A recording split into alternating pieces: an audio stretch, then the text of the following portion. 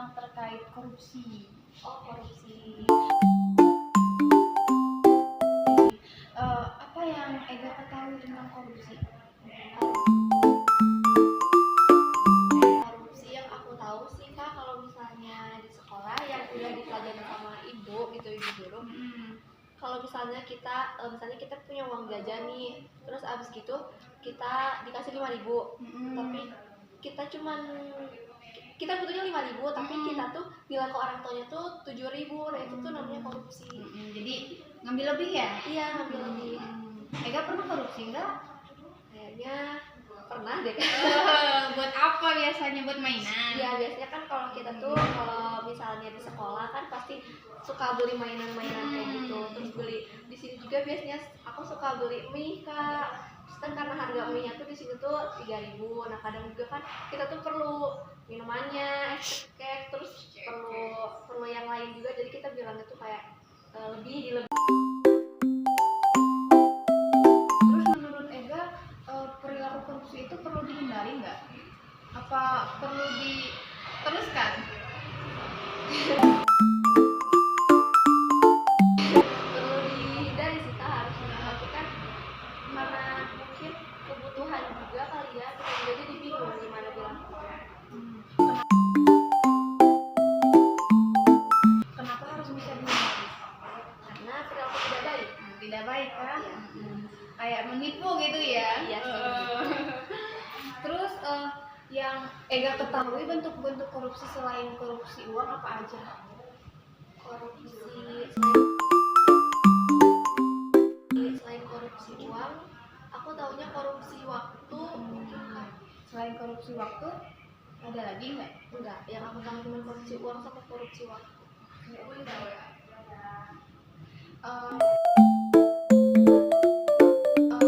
Di sekolah pernah nggak ada pelajaran tentang korupsi? Di sekolah PKN sih Kak. PKN waktu aku kelas berapa ya, kayaknya kelas 5 aku masih ingatnya. Enggak yang terlalu mendalam banget tentang korupsi, tapi kita dikasih tahu kayak sebenarnya perilaku ini tuh dinamakan korupsi. Terus aku juga kan Itu tadi terkait pertanyaan dari kakak, sulit nggak? sulit gitu. Terus ada yang mau Ega tanyain nggak ke kakak? Gimana sih Kak cara biar kita tuh terhindar dari keinginan buat korupsi gitu, karena kan aku juga butuh jajan ya Kak di sekolah gitu kan, pengen jajan yang lebih juga yang lain kayak yang lain, tapi aku juga bingung gimana cara ngomong ke orang tuanya. Ada solusi apa ya? Solusinya paling uang jajannya ditabung dulu. Oh iya, ditabung ya. Terus Ega minta kayak nyari sentimen gitu, kayak bilang ke mama aku boleh jualan ini nggak, jualan itu enggak gitu, nanti kan uangnya masuk ke Ega. Iya. Terus bantu orang tua di rumah, biasanya orang tua kalau ngeliat Ega rajin pasti dikasih lebih gitu. Dari itu aja pertanyaannya. Makasih ya. Iya Kak, makasih Kak. Semoga ya makin pintar.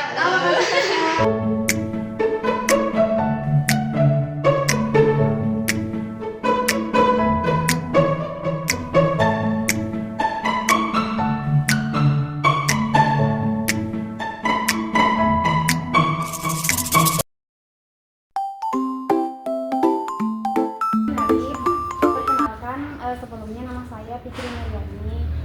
Di sini saya mau minta izin mau wawancara Ibu. Nah, sebelumnya Ibu boleh memperkenalkan diri? Ya, perkenalkan, saya Harina, saya dari sini. Ibu ngajar. Sebelumnya ngajar di kelas aja Bu. Saya sendiri sih udah ngajar di kelas 5 dan juga kelas 6 ya untuk saat ini, dan sebelumnya mah memang saya dari kelas 1. Oke. Ibu, saya akan mempertanyakan beberapa pertanyaan terkait dengan pembelajaran korupsi. Nah, pertanyaan pertama itu bagaimana sudut pandang Ibu tentang pentingnya pendidikan korupsi di sekolah?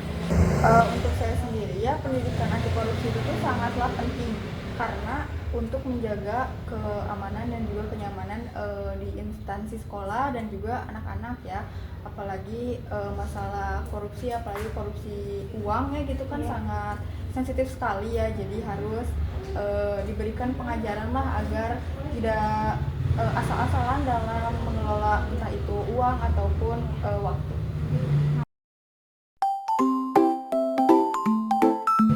Terus Ibu bagaimana itu menjelaskan konsep korupsi, pendidikan korupsi di sekolah dasar yang dimana ini kan anak-anak masih dini sekali ya Bu?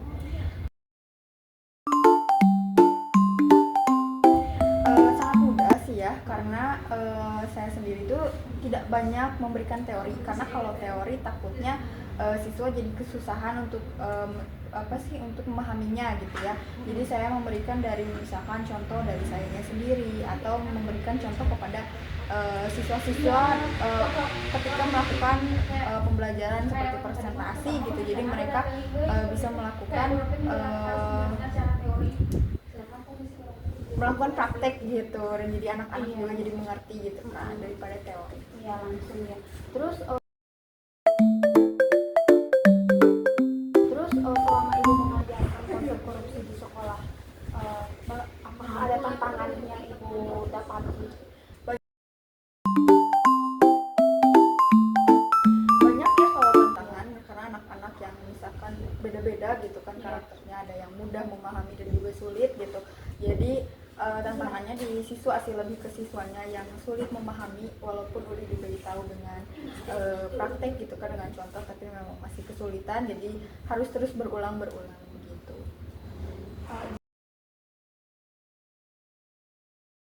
Bagaimana peran guru dalam menciptakan lingkungan yang bebas dari praktek korupsi yang ada di sekolah? Seperti yang tadi sudah saya bilang ya, guru akan menjadi contoh gitu. Jadi guru dengan guru yang lain tuh harus saling berkomunikasi untuk mengetahui apakah ada yang korupsi atau enggak gitu. Jadi sama-sama saling mengingatkan juga gitu. Itu paling. Terus di sekolah Ibu, apakah ada kebijakan tentang pencegahannya korupsi di sekolah? Tentu ada. Tentu ada. Itu kebijakan dari kepala sekolah sendiri ya. Jadi ada pasti ada. Apakah sekarang sudah berjalan sesuai dengan yang diharapkan Bu, atau masih ada yang tidak terlaksana? Selebihnya sudah, tapi memang ada yang beberapa yang belum terlaksana. Terus dengan ketidak terlaksanaan itu, bagaimana peran Ibu mendorong siswa terkait permasalahan mereka yang korupsi? Biasanya tidak gitu.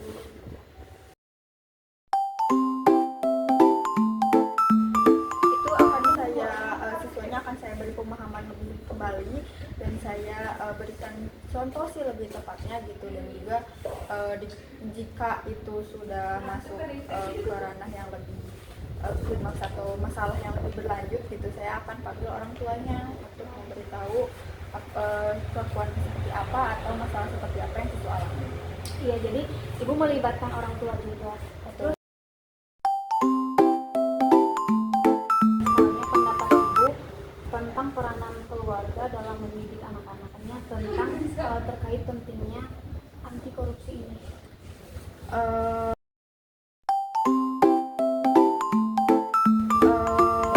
Peran orang tua iya.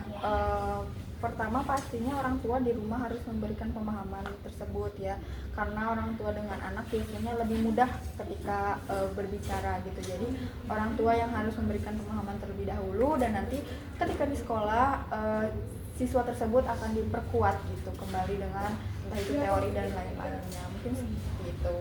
Oke, sampai mungkin segini ya Bu pertanyaan dari saya tentang terkait pembelajaran anti korupsi ini. Mungkin saya boleh minta saran dari Ibu selaku saya sebagai mahasiswa untuk kedepannya bagaimana menghadapi anak-anak di sekolah dasar.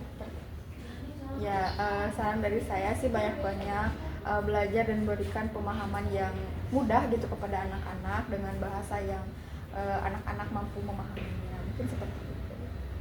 Ibu makasih ya, maaf udah mengganggu waktunya.